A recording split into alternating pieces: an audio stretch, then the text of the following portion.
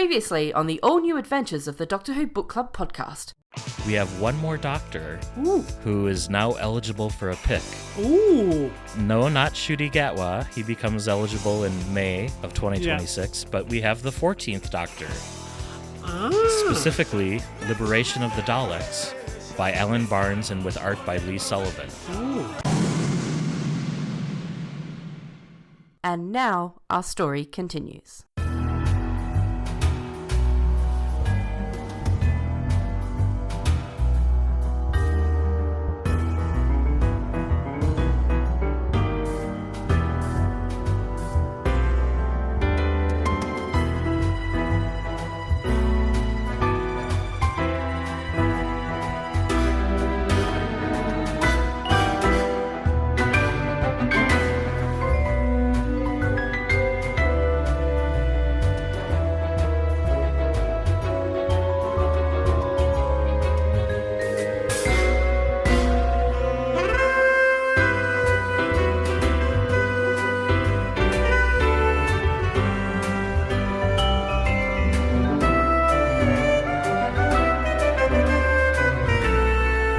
Welcome, everyone, to the all-new adventures of the Doctor Who Book Club podcast. This is Matt in Minnesota.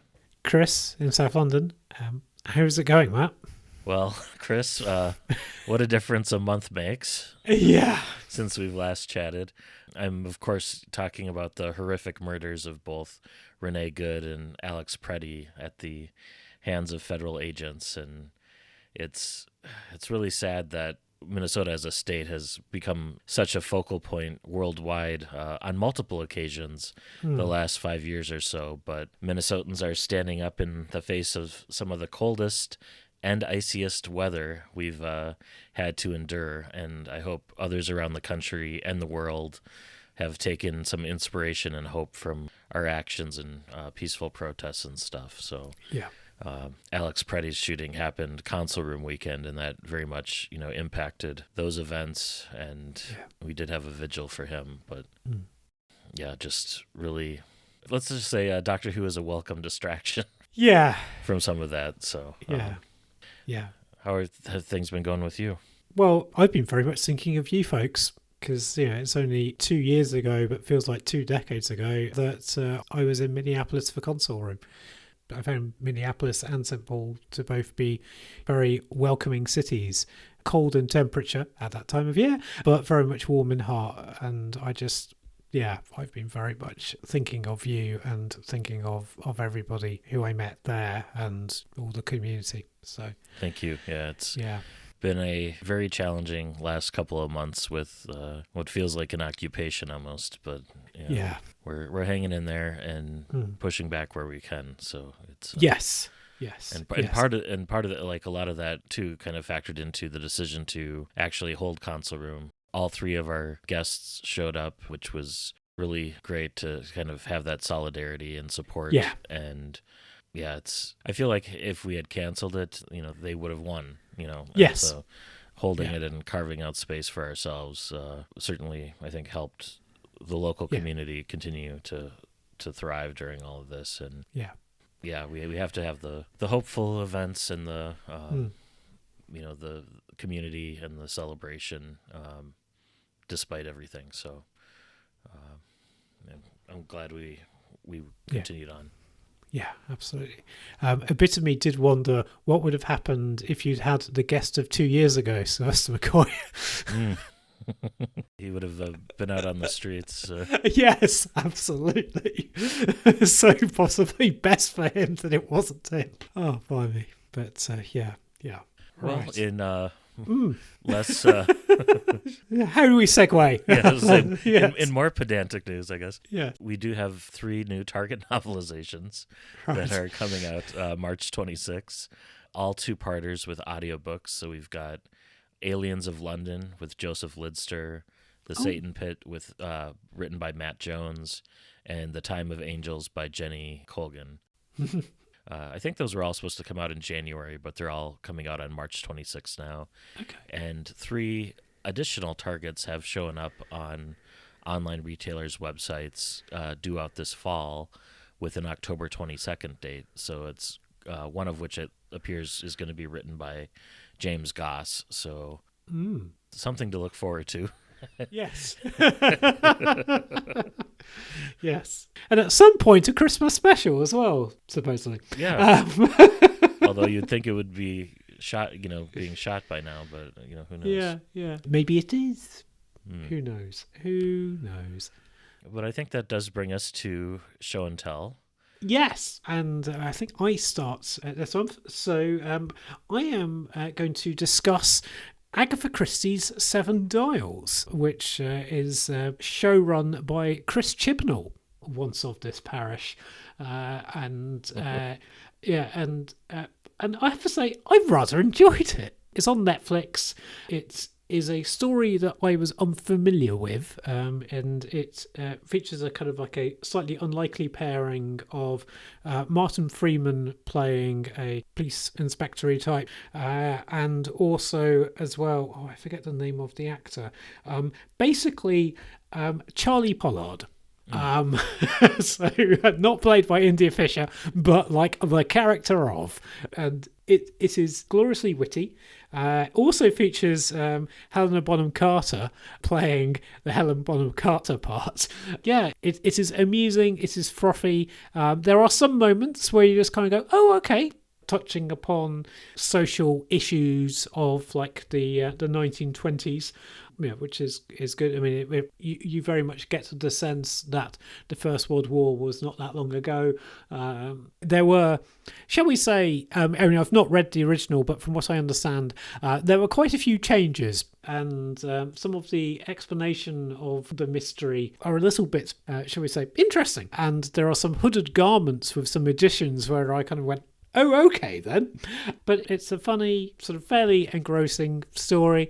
I mean, I did watch it whilst I was sick. I think if you're wanting to be kind of like wrapped up on a wintry day and you want to have 3 hours of entertainment, then I think it's a decent bet. And it's nice to see Chibbers doing Agatha Christie-esque stuff, because it seems like, mysteries is sort of like within his wheelhouse. The one potential downside is every TV show or movie that Chris Chibnall works on takes him farther away from novelizing anything for the target range, which he has expressed interest in wanting to do, and potentially like novelizing Flux, which would be cool. But I feel like he needs a work break for that. I've just remembered another cast member that will be of particular interest to Big Finish fans. Alex McQueen. Oh, the master himself. Yeah, the master himself. I think I have seen him live action before, but not often. And he is rather good, as you would expect. Between him and Helena Bonham Carter, there is a lot of scenery being chewed. And it's called The Seven Dials? Agatha Christie's Seven Dials. Okay. It is based on the Seven Dials mystery, and Seven Dials itself is a area of London that is described in the show as a slum, which it might well have been in the time of the 1920s. Now it's quite a posh bit right by Covent Garden. But it's maybe not so posh, but certainly very touristy, and so it's quite close to the theatres and whatnot. Yeah, there we go. Agatha Christie's Seven Dials. Worth a bit of your time, I think. Kind of reminds me of, there's another murder mystery show that Joe Martin stars in that got a lot of buzz over Console Room Weekend. Yes. I'm trying to remember. The Marlowe Murder Mystery Club or something like that, isn't it? Yes. Which I didn't realize she co-stars with Samantha Bond in that. Moneypenny. And Sarah Jane Adventures fame. Yes, I must say I was slightly tempted to watch some of that as well, because here's a bit of an insight. Lauren, my other half, hates crime stuff. Yeah, I kind of watch it if I know she's going to be busy doing something else. Yeah, she was busy enough for me to watch that, but not to kind of like make too many inroads into the Marlowe doodad thingy. Bob. Joe Martin did confirm that that Murder Mystery Club is getting a fourth series, so they've shot the third, I think, which airs starting in March, at least in the UK, and then they shoot the fourth series coming up soon. So okay, I might check out both of those shows. Yeah. Well, I believe Marlowe Mystery Ujima Flip is based on a series of books. And Seven Dials is very loosely based on a book. What's your show and tell, Matt? Well, mine is a Console Room 2026 report. Oh, wow. Okay. Surprise, surprise. Yes. First of all, I want to say I love the artwork for the convention this time around from Amber Radin. It features Joe Martin's lighthouse on a cliff, and you've got the Jodie Whittaker shirt colors kind of swirling around the lighthouse as like almost regeneration energy. And up in the sky, you can see Zoe Harriet's Wheel in Space floating along. Just a fantastic artwork, and makes for a wonderful T-shirt, which I'm wearing right now. I do have to also say that, especially this year, I'm glad that the convention did not go with its original name. Uh-oh. Which wasn't Console Room, but we had considered the name Ice World. Oh, God. Can you imagine? Wow. I mean, no. and, a few years it would have fit, but Yeah. very glad no. we did not go down that path. No, because also you may have had to explain to a fair few people that you are not affiliated. Yeah, this is not a celebration of that. No. Wow. The good news is we didn't see any agents at the hotel over the weekend or even staying there, which was a concern. And Yeah. we had an entire couple floors of badge space. Yeah. We were able to welcome 397 badged people over the weekend, which I think is even an increase from previous years. And I'll start with Thursday night, which, me, I like to talk about the food we served at the VIP mixer. Last year was a spaghetti bar, and this year we had a made-to-order grilled cheese and tomato soup bar, which was filling, and also had a chili, a salad bar, and a nacho bar. Okay. And I got to see Joe Martin and some of the other Brits try jicama for the first time and rave about it. What is jicama? Jicama is a Mexican turnip. Oh, okay. Which I find is kind of like a flavorless wafer, but and it's often served along side raw carrots and celery, and it's more of a dipping vessel for Okay. dips and spreads and stuff. But Right. they Okay. seem to love it, and Oh, okay. which is great, I guess. But I guess. But they had never tried it before, so that was fun. Friday, I got to share an elevator with Daphne Ashbrook, and Yeah. I told her, I said, "Oh, by the way, I became a fan because of the TV movie," and her face just lit up, and she exclaimed, "You're one of my people." So. Yes. And breaking news, she also revealed that she's going to be recording something for Big Finish this month in February. Ooh. So exciting stuff there. Yes. In the dealer's room, I picked up the book The Daily Doctor by Simon Gurrier and Peter Angelides, which is kind of like a 365-day rumination on different phrases and speeches the doctor's given. So I look forward to that as a kind of a pick-me-up and finding inspiration in all things Doctor Who. Yeah. And Chris, I wanted to extend a thank you to you for participating in a couple of the panels this weekend. We'll include a link in the show notes to the one about surviving the next hiatus, which was a lot of fun. And apologies for the Discord trouble you ran into on the other one. Yeah. I will say on the hiatus one, I learned things about you in that panel that I didn't even know, especially regarding your relationship to the Wilderness Years books and how you fell off a bit between the Virgin books and the BBC books. And okay. And also the fact that you were kind of reading content that was perhaps aimed at folks slightly older.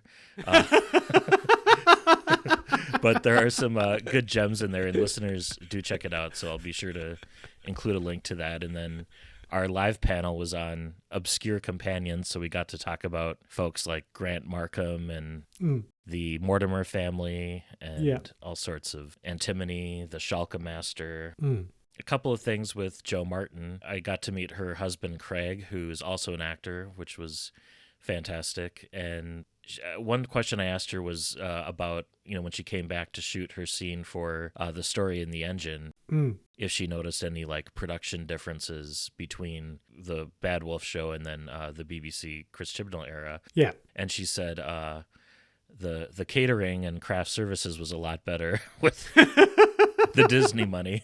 And she also mentioned that even though the folks at the top of the house, the producers and such had changed, that it was the same family of Welsh folks, who work on the show behind the scenes. So, like, for example, she had the same makeup artist in the Chibnall era that she did in the RTD era. So, like, all of the gaffers, the camera operators, costume folks, like, all those were pretty much the same. Yeah. She also mentioned that Ncuti, during that episode, paid to have Nigerian caterers come in. Joe's heritage is Jamaican, but she got to eat a lot of wonderful Nigerian food, which she said was way too filling and made everyone kind of sleepy on set afterwards. On that day, she got a lot of selfies with Ncuti Gatwa, and RTD was there, and he was like, wanted to make sure to get photos of the two actors of color to have played the Doctor together. Yeah. So there were tons of photos that haven't come out yet of like both of them in the TARDIS doing all sorts of different poses. And so hopefully some of those see the light of day sometime. Yeah. And she also mentioned that it was great because a lot of the actors like in the barbershop and stuff were folks that the guest actors, she grew up with and kind of came up with through acting school in her time in London. Yeah. Including like she's friends with Idris Elba and grew up going to his like DJ sets. And after he kind of hit the big time, he helped fund like the community theater she was a part of. Oh, wow. Cool. And she also kind of went into like a play that she was in all about netball. And kind of like the staging around that. And I didn't realize netball was different from basketball. Yes. That they're two different sports and where you can't travel with. So I had no idea about. And then Joe also has some exclusive news that I'm going to break on this show. Ooh. There's lots going on with this, Doctor. I mean, obviously I'm doing stuff at the Big Finish. Also, there's a big thing happening that's launching later in the year called, I don't know if you've heard of Circuit Breaker. That is really, you're going to see a lot more. If you haven't heard about Circuit Break, I don't know if I can fully explain it, but I suppose you'd call it, it's like a multimedia event with the Fugitive Doctor at the center of the whole thing. So it's a comic, it's audio, it's a book. Oh my God, I don't know, animation. This is going to be launching later on this year. Matt. The BBC did announce that the novel's publishing in September, so hopefully you'll get done by then. And you get to learn the deadline today. Yeah.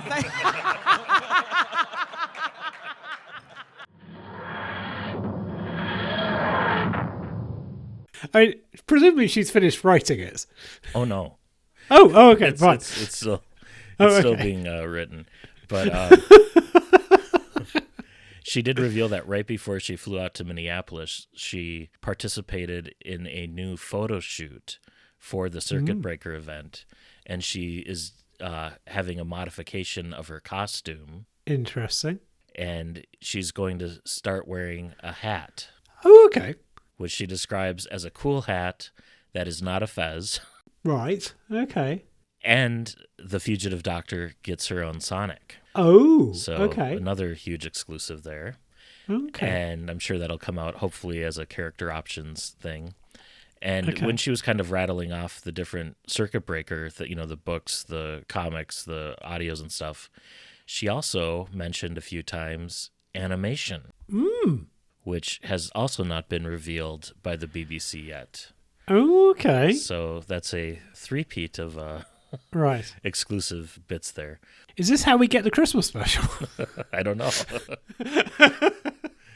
She didn't mention anything about live action footage, but certainly an animation or a cartoon is new to me. And I think Time Lord Victorious also had an animation with Daleks versus Mechanoids. Oh, yes, it did, didn't it? Yes. Which still has not come out on physical media, by the way. No, but I think it was on YouTube and featured Joe Suggs, or Sugg. I can't remember whether Sugg is plural or not. Yeah, and Joe's also pushing for, she wants to be in the Dune TV show because she's a big Frank Herbert fan. So. Oh, okay. Of course, Wendy Padbury was fantastic as well. It was her return appearance to Council Room, and we did announce that guests for next year's Council Room will include Annette Badland, Oh, Fraser Hines, and Michael Troughton. ooh, Ooh. So that should be fun. Yes, because Fraser Hines has virtually been there, hasn't he? He's been there in person. Okay. But it's been at least a decade since he's Yes. been out there. And also, I think it was when it was in the summer as well. Yeah, before. Yes, he has potentially yet to enjoy the unique charms of a Minnesotan winter. Yeah. And Mark Ayers has also expressed interest in attending, so I'm not sure if he'll be announced or not. But Yes. Oh, brilliant. Yeah. It is good, I think, to have something to look forward to, especially in our current times. So, yes. Yeah. I'm very hopeful that things will have changed by then. Yes. But yeah, Right. so that is our show and tell. So shall we talk about our book selection this month, Yes, let's. which is the graphic novel Liberation of the Daleks Yes. by Alan Barnes. Yes. And Alan Barnes is absolutely no stranger to Doctor Who writing. He's been a regular writer for the comic strip. In fact, I think he wrote some of Endgame, didn't he? I think. He also, as well, has written quite a bit of Big Finish audio, and he created or fleshed out Charlie Pollard. Yeah, because he wrote Storm Warning, Neverland, Zagreus, which I like more than some people. Also, as well, he did Renaissance of the Daleks, so this is not his first Daleks story by any stretch, and he's been a script editor.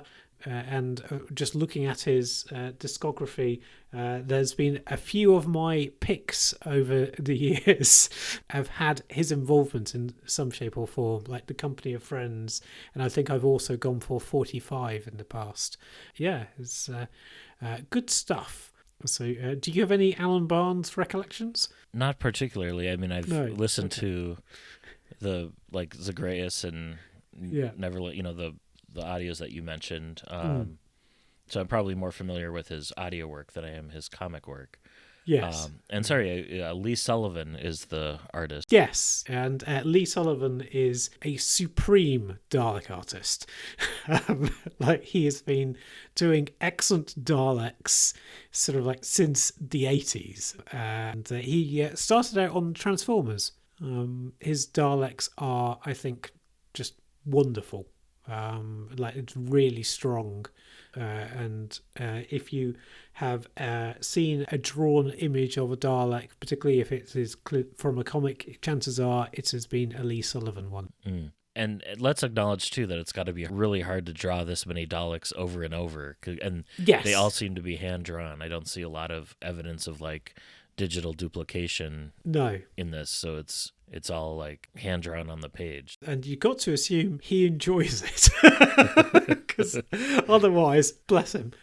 He is the first person to draw Bernie Summerfield, because he did the cover for Love and War.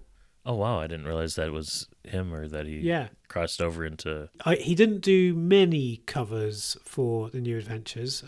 He also apparently used to be part of a Roxy Music tribute band, which is information that might need explanation to people from outside of the UK, but yes. But he's a saxophonist, according to his TARDIS wiki entry.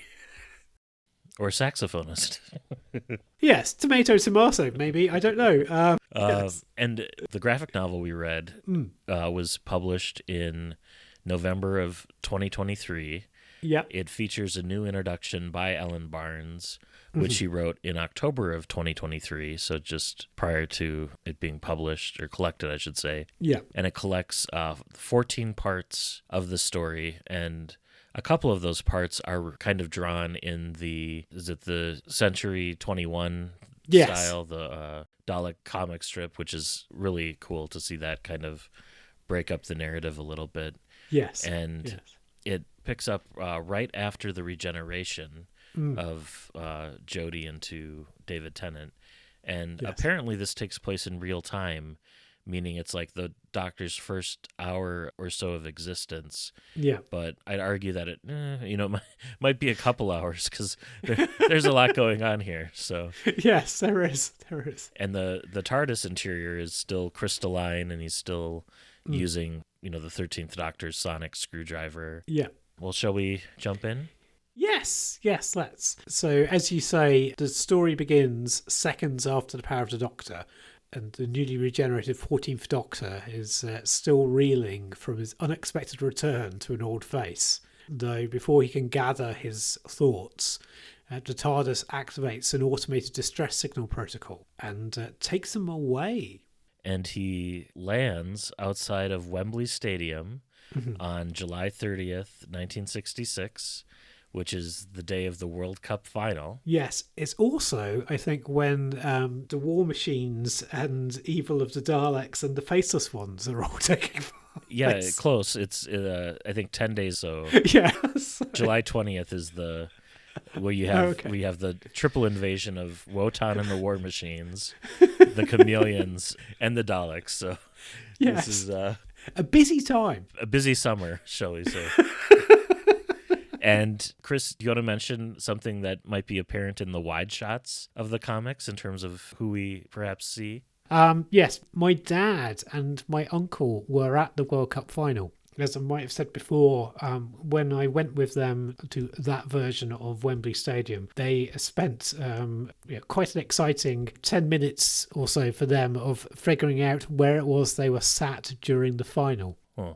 Yeah, like nowadays, it's a totally different stadium, but still, it was lovely to be able to experience that secondhand, and so it's also quite nice and strange to be reading a Doctor Who story in which my dad is in the crowd. and they were actually there because much like there being too many season 27 stories, I feel like the number of people who claim to have been at that game perhaps it has exceeded attendance over the years. I don't know, you say that. They're the only people who I know to have been there. Oh. Yeah, they're the only ones. So it's not like the Sex Pistols gig in Manchester. Because they bought some kind of package ticket thing where they could go to every England game. And I think they'd also got tickets to the final just in case England weren't involved. I remember them saying in the 90s that the World Cup in the 60s was not as big as it was in the 90s. So it's very much a smaller tournament. Yeah, it's a nice personal thing just to see Connected to see it, there. yeah. So I can picture my dad there. But anyway, yes. So inside the stadium, the match is tied 2-2. Well, 2-2. Or Yeah. 2-2. Can you tell I'm a football fan? Yes. So the Doctor quickly realizes something is wrong because a family in the crowd is glowing with a kind of a faint blue outline. Yes. Which is funny that it's called fringing because I think that's a nod to like compositing and CSO in terms of how we would see that. And when the Doctor exposes their disguises and removes the perception filter, they turn out to be alien time tourists. Yes. But before he can interrogate them, the entire stadium falls silent. The players have stopped, and you see a Dalek saucer slowly coming into view over Wembley Stadium.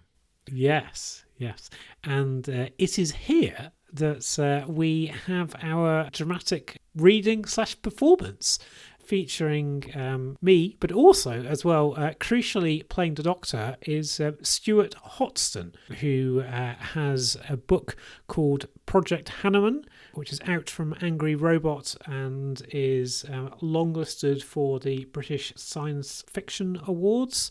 And he is also chair of the British Science Fiction Association, which was originally founded by, amongst others, Brian Aldiss. So Stuart is very much a big noise, and we are lucky to have him voicing the Doctor. So let's have a listen to Stu. Yeah.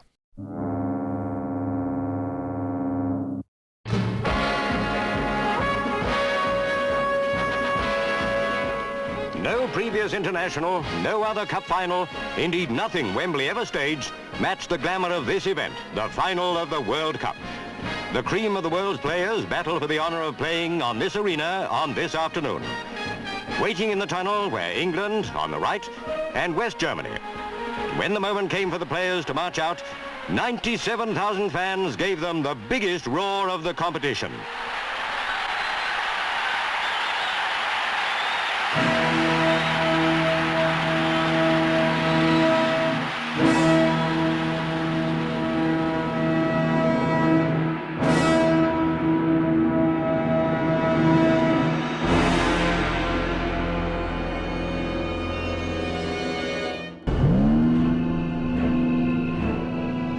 There's a flying saucer over Wembley.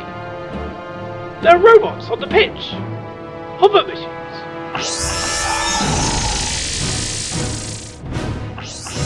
With flamethrowers, I think.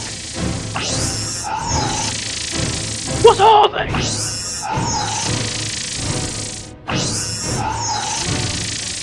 What do they want? Do not move! Do not move! The royal box has been evacuated. Thank goodness. All humans will submit to Dalek control! Oh, wait. There's someone climbing in. Daleks, if I can have your attention. Alert! Alert! Anachronistic sonic pulse detected! You up there in the saucer, the Supreme or the Emperor, whatever you are, I'm wondering why you're doing this, and I'm thinking it's for attention, right? Same as ever, nasty children in metal suits, making a noise, squealing for attention. You can't be here to change history, because a single football match can't change history. Maybe Christmas 1914, but that's about it. So, you wanted attention. Well, you got my attention. The question is, who was it who sent that distress signal? It is the Doctor! Doctor! Doctor! Doctor! It must have been. And we all know what comes next, don't we? Exterminate him! Exterminate the Doctor! Exterminate! Exterminate! Exterminate! Exterminate! Music to my ears. All right then, chase me! Well, thank you, Chris and Stuart, for performing that. Yes. Also, as well, I would recommend. There was an anthology that Stu has a short story in called "Creative Futures," which is a series of science fiction stories by Stu and people like Adrian Tchaikovsky, who listeners may have heard of, that was commissioned by part of the MOD as part of, which is the British Ministry of Defence, as part of envisioning what the future may lead and the challenges that that the world may need to face.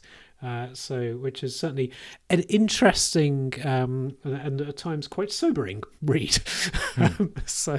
Yeah, look out for that in all the various places where books are sold on the interwebs. But yes, anyway, right. So the invasion is not behaving like a normal Dalek attack because the Dalek blasts pass straight through the Doctor.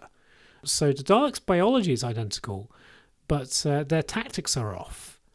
And then they seemingly destroy Earth, which comes as a bit of surprise to those of us who are around and know that the Earth has not been destroyed in 1966.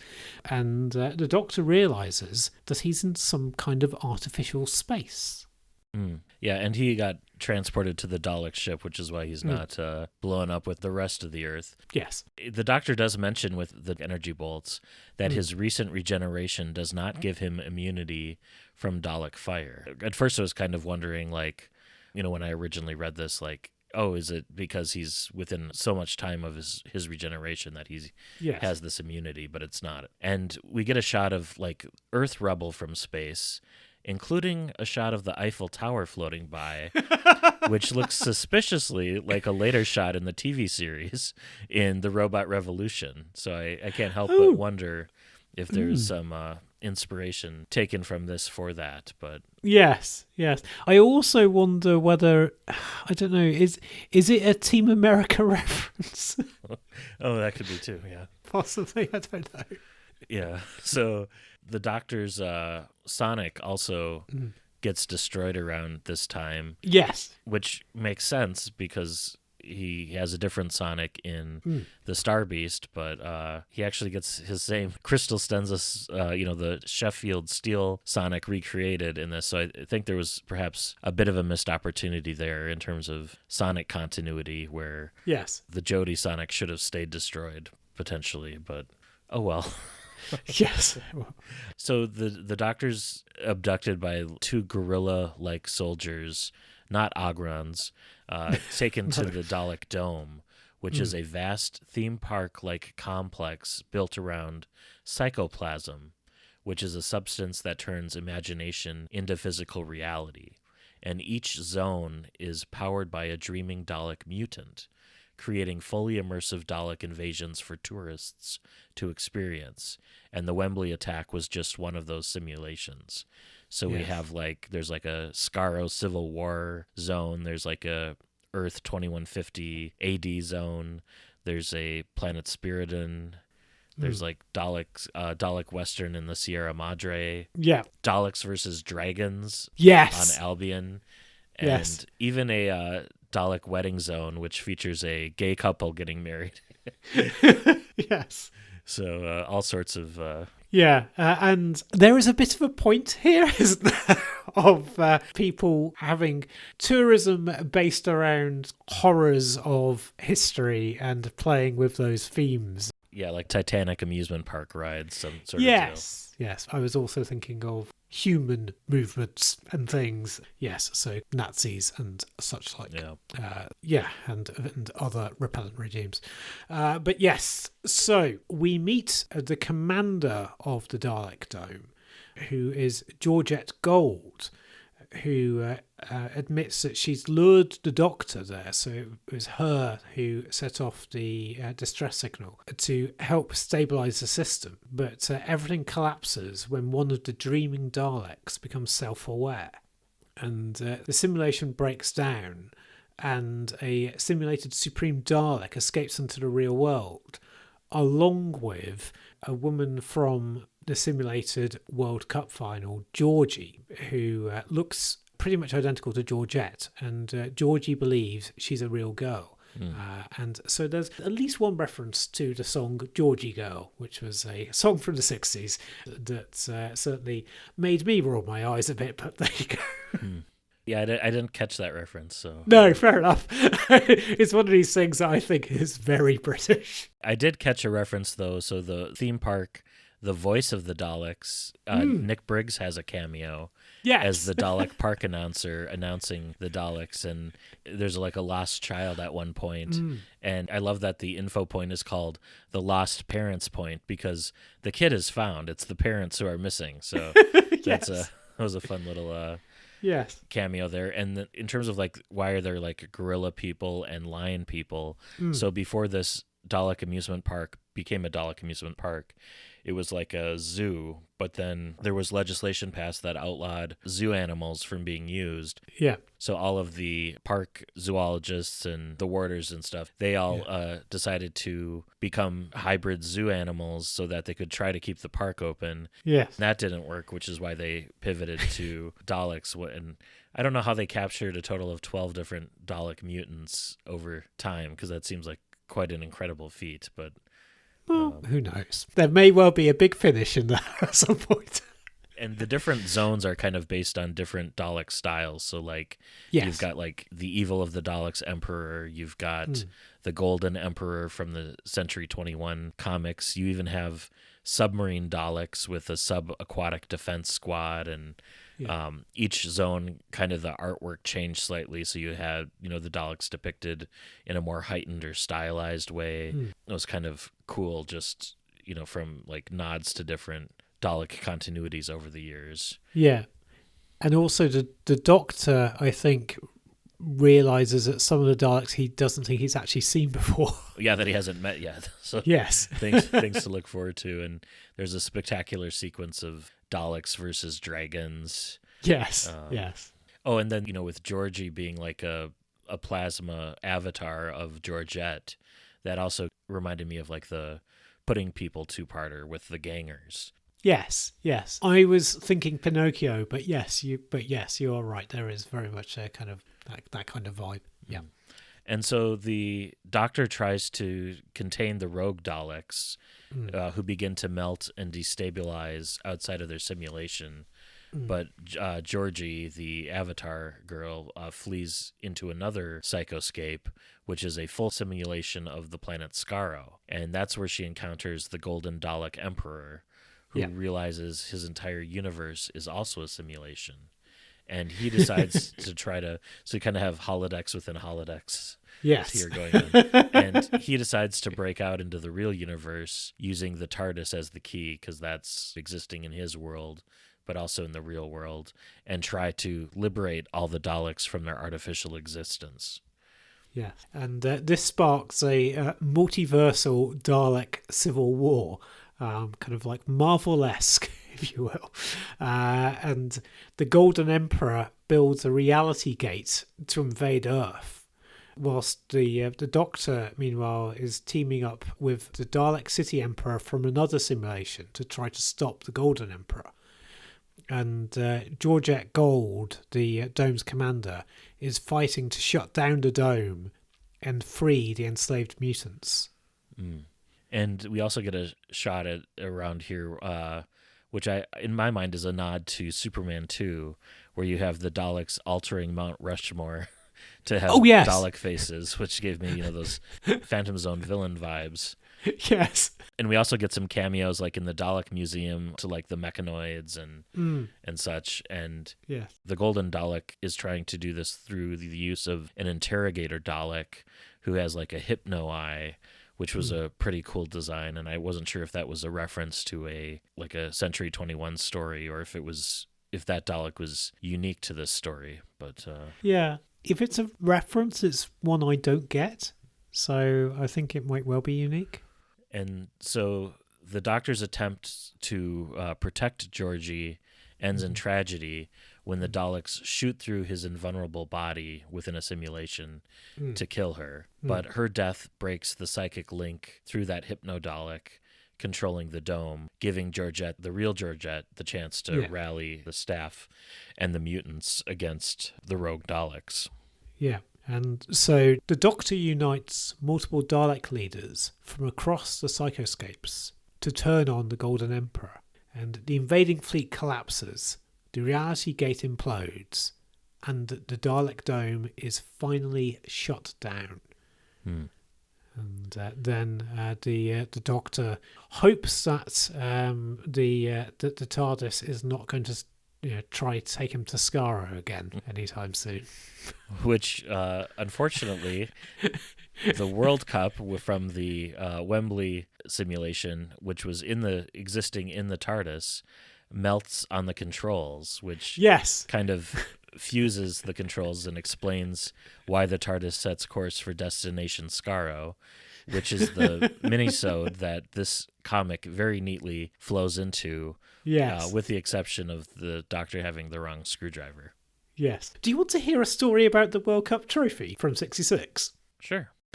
So it was stolen. So this is real life. And so there was a big search for it. I think it was stolen before the tournament. And it was found by a dog called Pickles. Huh.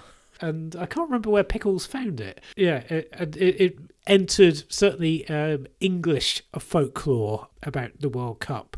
Yeah, so it's March '66. He found the stolen trophy, and he was a collie dog. It had been on display at Methodist Central Hall in Westminster.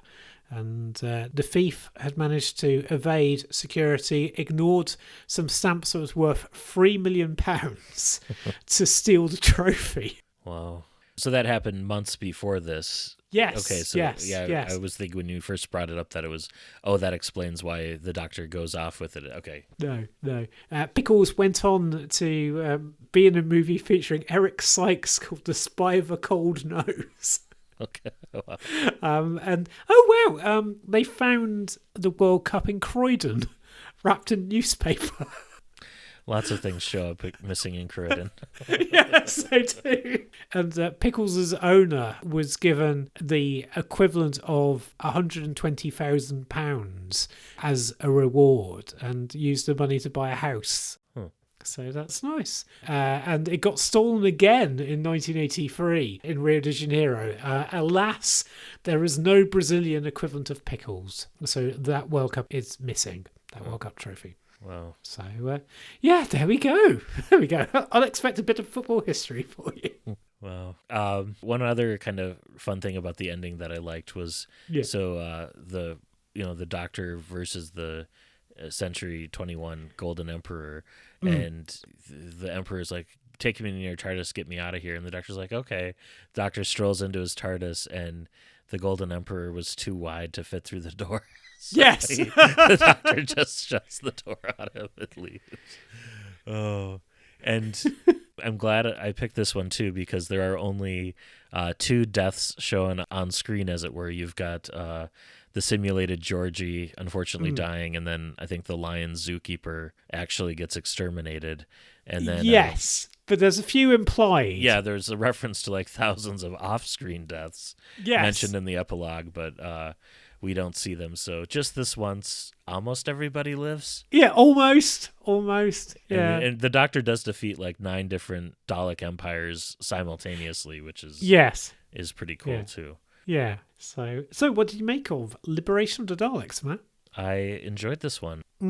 It was a fun story. It was bright. It was colorful. It paid homage to comics that had gone before. Yeah. It worked within Doctor Who continuity. There was that slight mix-up with, the opportunity to replace the Sonic.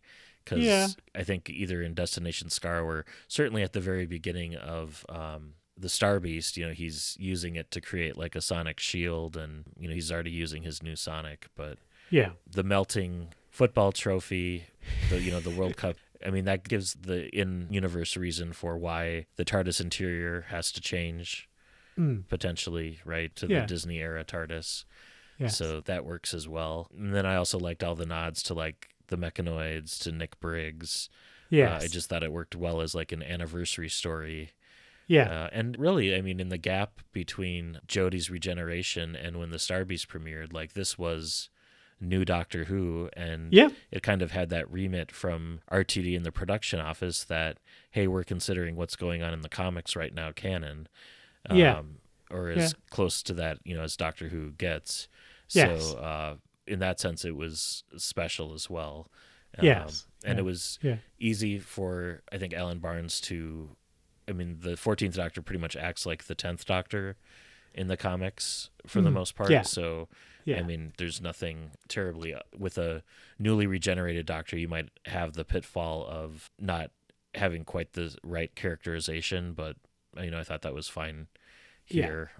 What were your thoughts about the comic?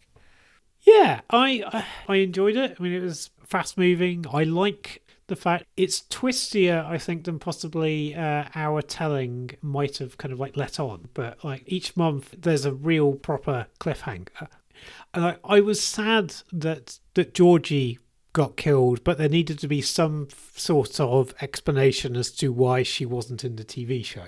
So I kind of think, if you're having a kind of like a companion type person appearing in a story, with a Doctor who we've not spent a lot of time with, then chances are they might not.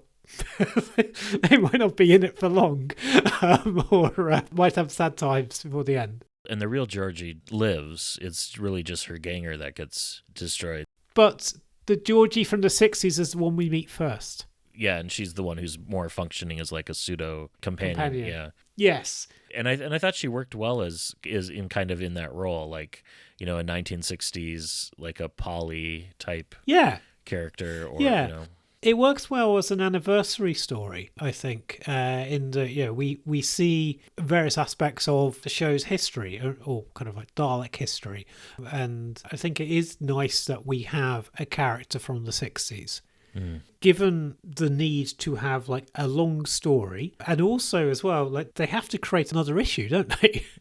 Due to magazine scheduling, and like for me, I don't think I see the seams. I don't like feel there's a bit of padding here or anything. Yeah, the only thing I could point to would be like the Century 21 type cutaways. Yeah, but that still works in the context of the story, and maybe they originally only planned 1 and they ended up with 2 to bring it to 14 parts. But that's the only seam I could point to that would say like, okay, here's where that may have occurred, and maybe it was somewhere else too. That's just kind of speculation on my point. Yeah, for what is a fairly lengthy Doctor Who comic story, it does not overstay its welcome. It's speedy, it's fun. There's interesting themes that it raises. I mean, okay, sure. It doesn't go into an in-depth examination of like the dangers of nostalgia, but you wouldn't necessarily expect it to because it is a comic. But it certainly makes you kind of think, yeah, maybe we need to be careful about what we evoke. And it's certainly brilliantly colorful, so special shout out to James O'Frady, who did the coloring of this one. Yes. It's vibrant.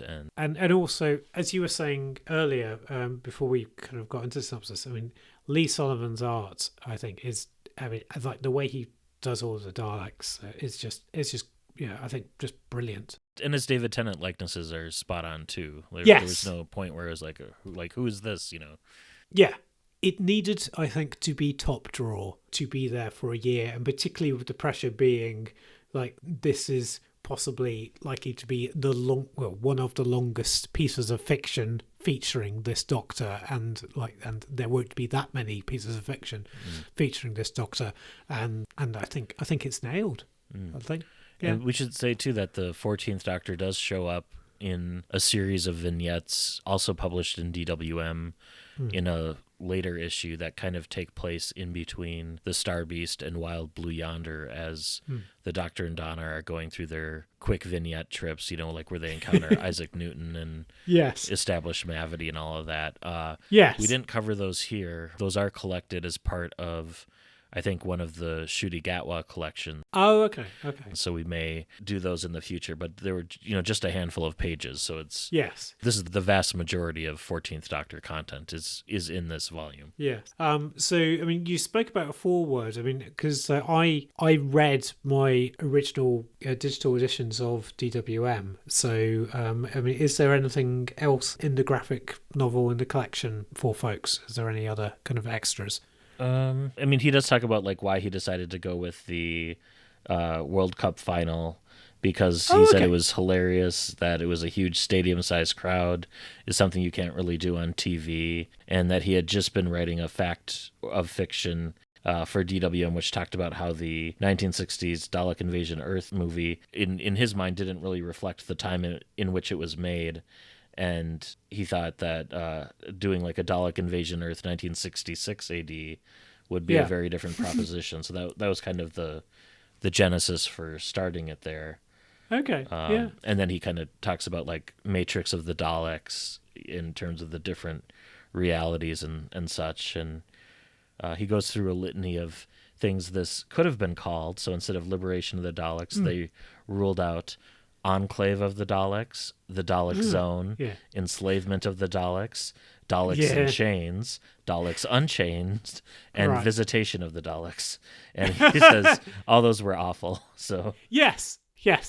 Some of those are truly awful and should never be used. And he also talks about how much he enjoyed the Iron Legion and how it moves quickly through different settings. So it starts out, I think, in that village, and then goes to the Circus Maximus, and then a tank blows up the TARDIS, and having those different kind of set pieces in quick succession was something he was trying to recreate from that perspective as well. Yeah. So, Chris, how would you score this collection? How would I rate this? So I think I'm going to give this one an 8. I think. Okay.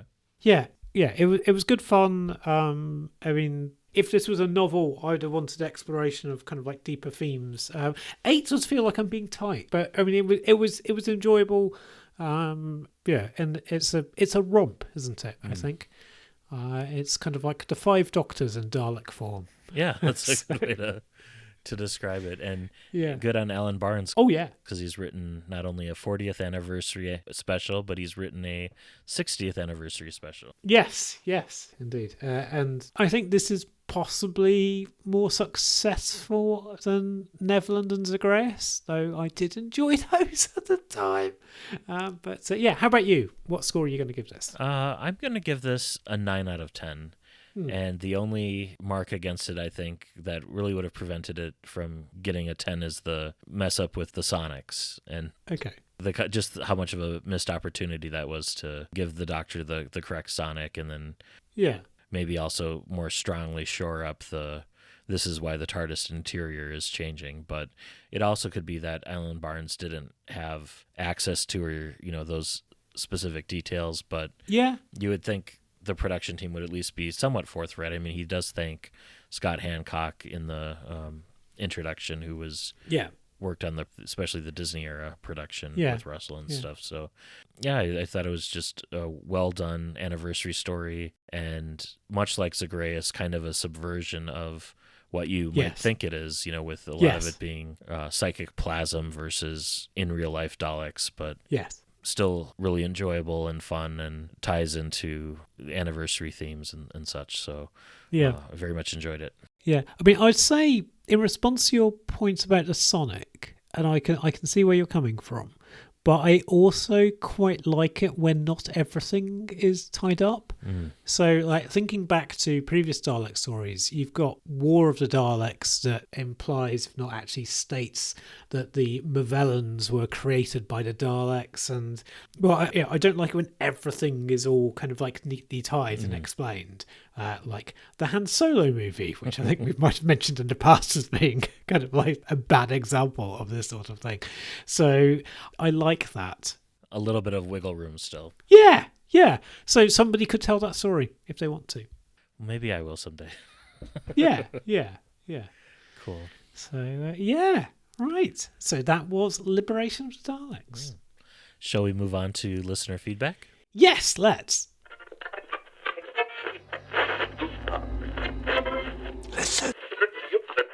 Okay, we've got a number of comments across our various social medias. We've heard from Alex Wilcock, who says of Zeta Major that he always enjoyed the line, "I'm the expletive deleted Pope," but that may just be his Catholic upbringing. Yes. So Kenny Smith said that Zeta Major is a fantastic read, and Kenny feels that it takes a throwaway line and brilliantly constructs a whole world around it. Clever and conceptual and so well written. So Kenny kind of agrees with your take there. Yes, Kenny's in the me camp. Whereas Mester the Magnificent says of Zeta Major, "Good Lord, what a dreary slog to start the year." And I couldn't agree more, Mester. He's definitely in my camp on that one. We've also heard from Wolfman Jack, who says they enjoyed Zeta Major more than Planet of Evil. He says they appreciated the attempt to flesh out both the antimatter universe creatures, saying that unknowable is not the same as evil. Yeah. And the Morestrian people, who have stronger personalities and clearer, more diverse motivations overall. Yeah. And he also says that while the original television story struck him as a somewhat undercooked reinterpretation of Jekyll and Hyde, he found the novel more compelling as a reinvention of yet another classic Robert Louis Stevenson novel, Treasure Island. I'm not quite sure how Zeta Major ties in with Treasure Island. I mean, I've read Treasure Island. Yeah. I'm not drawing those same parallels, so maybe if others can, or Wolf and Jack, if you want to expound on that, please do. Yeah, please show your workings. Yes, no, I didn't get Treasure Island, but yeah, like I said, Jekyll and Hyde, yes. So I mean, I guess because like there's a big long journey, maybe, I don't know. Yeah. And we've heard it once again from our foe, not the Valyard. Oh. Who wishes us season's greetings. And says he would have sicked his cyber assassins, both men and mats, on us, but the program was unfortunately canceled in '89, and having evaded him once more, he has little choice but to subject us to the whims of the anti-men. And our efforts to provide the people with a light, thoughtful, and sincere bit of entertainment cannot hope to withstand our antithesis, a podcast. And he also calls our podcast another true crime podcast, this time helmed by the Anti-Man and their insane twaddle. And we can never compete with their illiterate political positions or endless sponsorships for bed mattresses. And with our program in his possession, he shall conquer us all. We're not actually sponsored, so we don't have... references to all those different mattress companies, but Yes. I mean, the anti-Matt and the anti-Chris might be, but we are not. No. I mean, if you're watching this on YouTube or something, or Spotify, and like an ad suddenly jumps up, like we are receiving £0 and 0 pence for it. Rest assured. correct. Yes. So do not feel under any obligation to buy those products, because like that will not be helping us. I wonder if those ads even pop up for us, if we're... No, I don't know. Because, we're not monetized. But that is our defense against the Valyard, non-monetization. Yes. Both that and BBC copyright lawyers, I think. Yes. And finally, we heard from Keith Say Yes. of Trap One podcast fame, who thanks us for our podcasts and adds that he didn't fancy this one at the time, and judging by what we described, he was right. So... I guess I've got Keith and Mester in my camp there. Yes. I mean, I think to be fair, if I had read Zeta Major, I think in the month we've just had, I think I'd have probably enjoyed it less.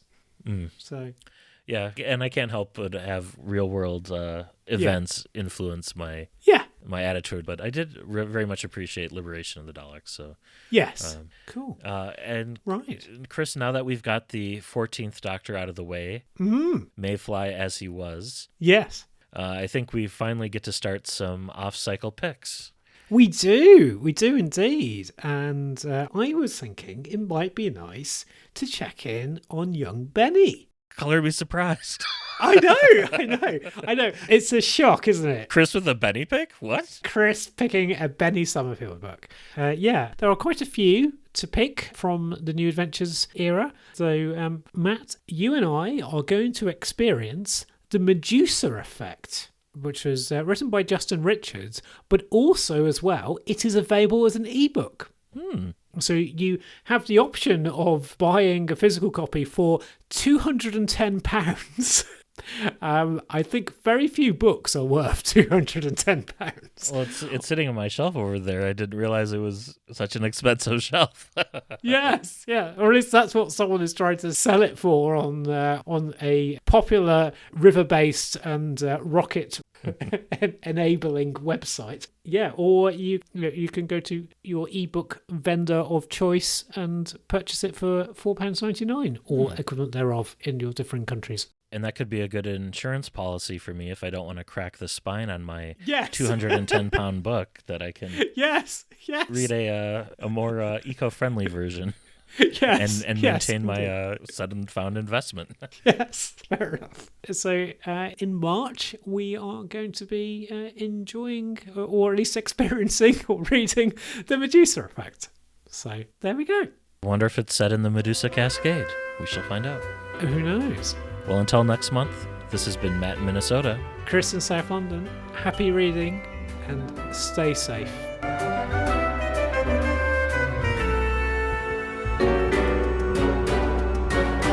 Thank you for listening to the all-new adventures of the Doctor Who Book Club podcast. Special thanks to George C. Music for use of their song Doctor Who Theme Swing Jazz Version. You can follow us on Twitter at ANDWBC Podcast and like us on Facebook.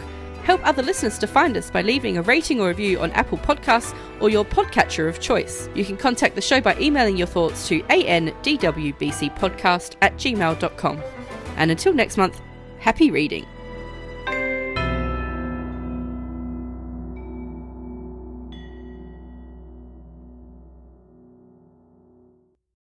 All right. Right. I'm excited to pull up with Benny. I think that'll be regardless of how the story goes, it'll be a cozy time, I think, because familiar friend. I was thinking maybe we don't do a Dave Stone.